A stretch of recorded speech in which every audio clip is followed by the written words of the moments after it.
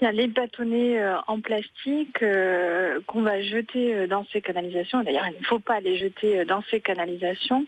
Vont se retrouver au final dans les stations d'épuration. Et quand on a un énorme épisode pluvieux, Mhm. elles ne sont pas forcément en capacité de tout traiter. On va avoir des débordements et ces cotons-tiges vont se retrouver dans le milieu naturel. Il faut savoir que l'année passée, Surfrider, à l'occasion de ces collectes, en a collecté plus de 16 000.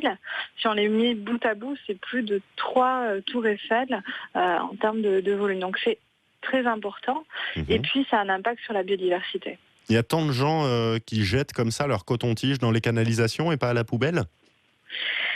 Il faut le croire puisque effectivement ils se retrouvent dans ces canalisations, donc c'est vraiment lié à un geste quotidien que nous Mhm. cherchons au sein de Surfrider à bannir via des opérations de sensibilisation. Alors, risque, vous le disiez, pour la biodiversité. En clair, c'est dangereux pour les poissons, c'est ça?